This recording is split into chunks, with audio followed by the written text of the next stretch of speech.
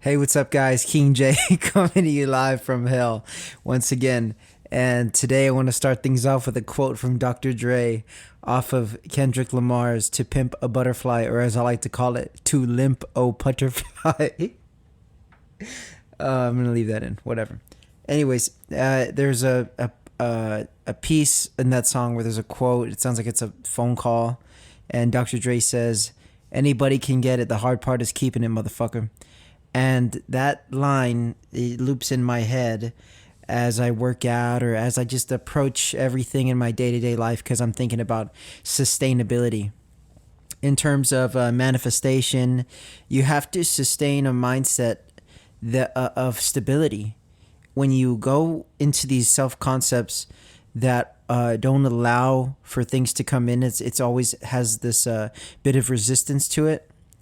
Our mind plays tricks on ourselves to stop us from being great.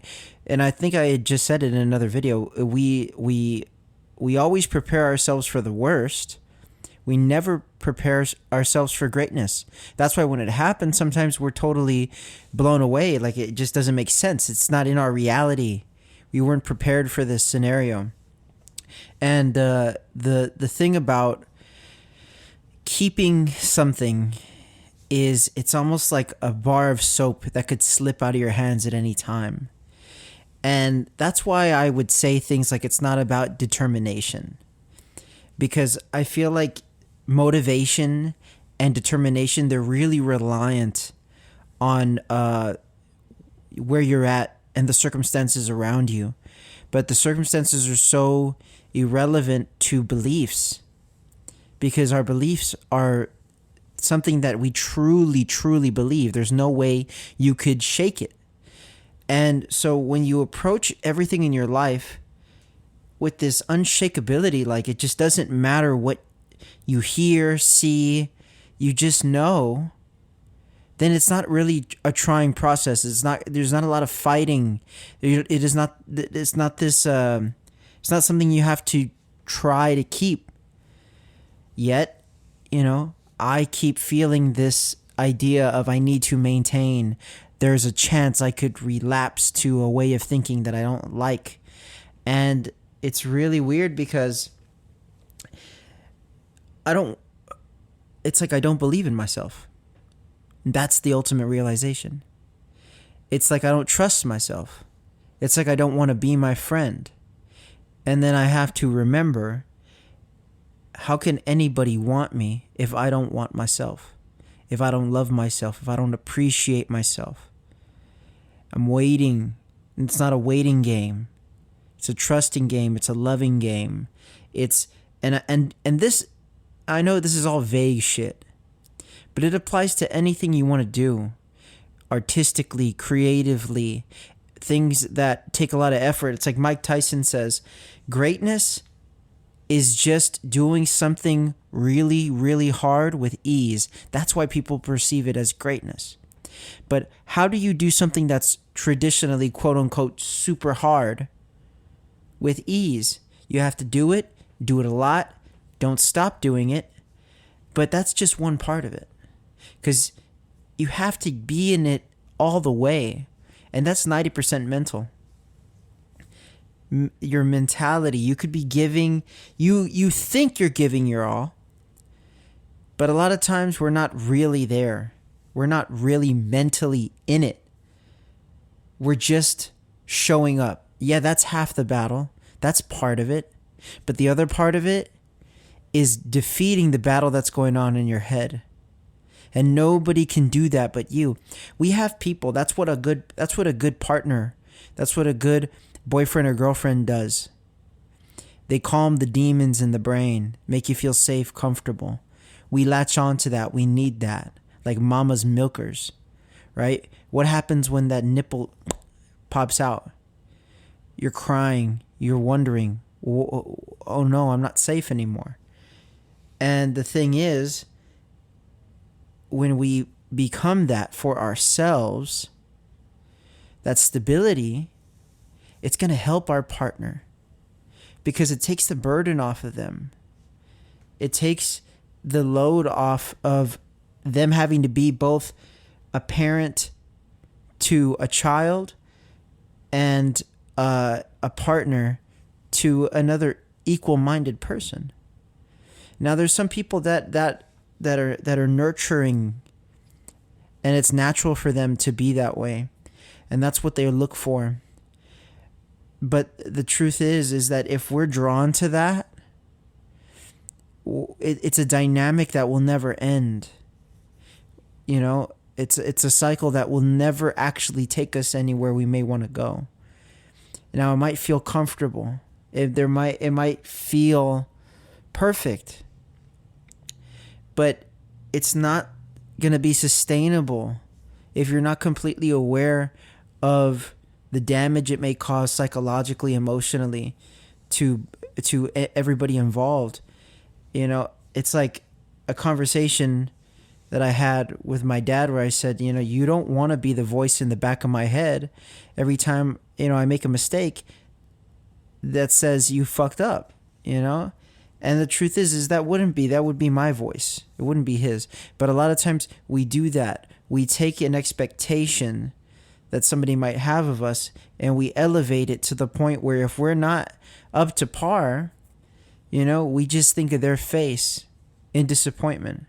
It's a way to personalize it. And the truth is, that's not just fucked up for them. That's fucked up for you because you're not able to take responsibility.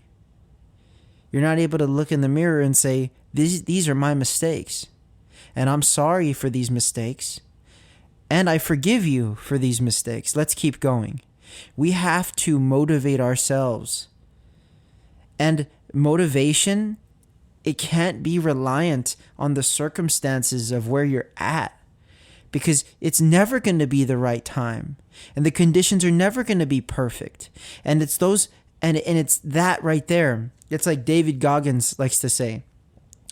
He had this story of these guys and they're running, and they had the group leader in the army in the front, and these guys would start showing these signs of relief because they knew it was about to be over. And the group leader would notice that and he'd keep running. And these guys would moan and groan and they'd freak out. And David Goggins says in the exact quote, "That's when I started taking souls."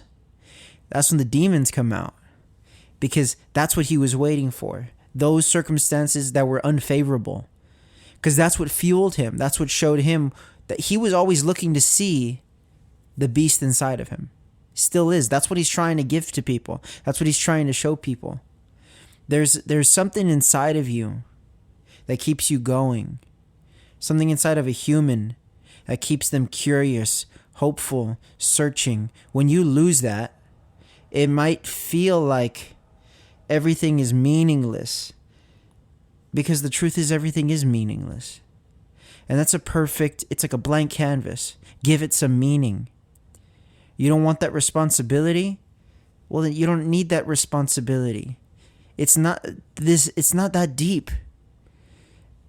If you don't want to do something in your life, and there's something inside of you saying you think you should, you need to really evaluate the importance of what you think you need to do and how much you really want it. If you don't really want it, then you probably shouldn't do it. And that's just the bottom line. You might think it's the best thing that will ever happen to you in your life. Let's say, for example, going to the gym. Nobody wants to go to the gym, right? But the second you make it a habit, the second that you're really able to love the grind, you're not thinking about, wait, I can't believe I used to not want to come here.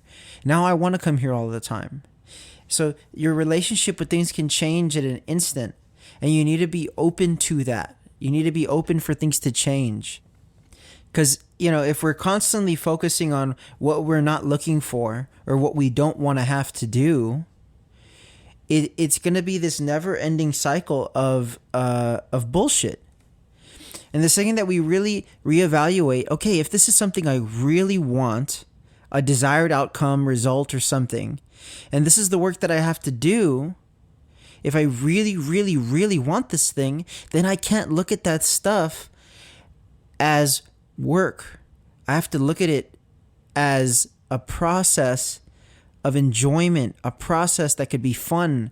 Because the second you start having fun with it, the second you start having fun with your reality starts having fun with you. And let's put it into circumstances that I don't even like to go into anymore. Let's say that there's this cosmic dance of life, that there's these puppet strings that are manipulating things. God has this sense of humor, right?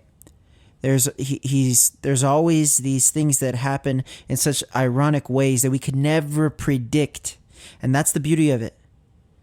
Anything is possible when you get out of your own head and stop wondering about how it's going to show up. If you stop wondering about how it's really going to be, instead you just let it come, you just let it flow. There are things that I'm sure that's happened to you in your life, just as they've happened in mine, that you could have never predicted, good and bad. Let's look at it at a good thing. I had an amazing weekend the other weekend because there was all these things that I wanted to happen, and I just really wasn't thinking about it. I just was like, well, I never get to enjoy my weekends the way that I want to. I'm always just trying to enjoy it. So it's always work to enjoy because I don't know how to do it properly. As I'm just trying to create moments like I'm a fucking movie director. And the second that I just dropped that, everything in that weekend just started flowing perfectly. I started getting things. I started enjoying meals with friends, and it all just happened in such a way I could have never predicted. I couldn't have planned it better because I didn't plan it.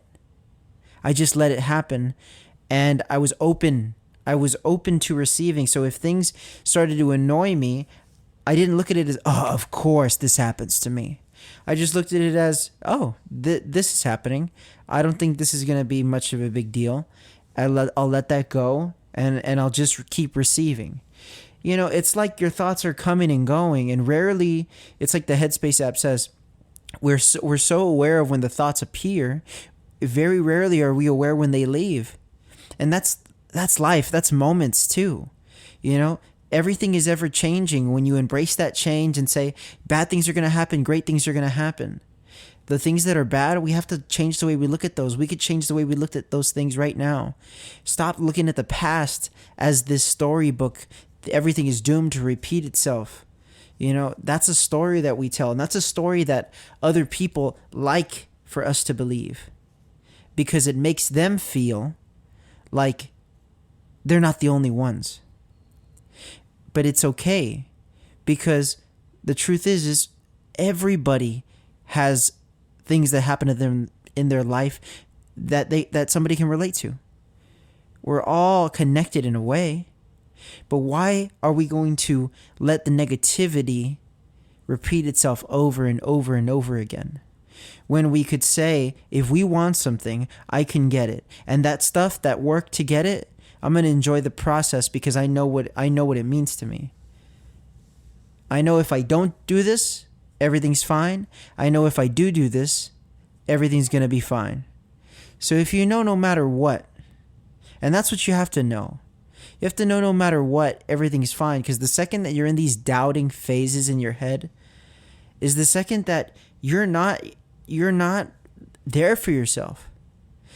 You're letting yourself down. And nobody is going to pick you up the way you need it. People love you. People care for you. People are going to try for you. But nobody is going to be the wings you need except for you. So I'd recommend today, love yourself. Be your best friend. Give yourself a pat on the back. Give yourself a break. Have some fun. Enjoy yourself. Do whatever makes you happy. And if you really think about what makes you happy, and it seems like there needs to be more, there probably doesn't. Enjoy yourself. Thank you for listening. King J out.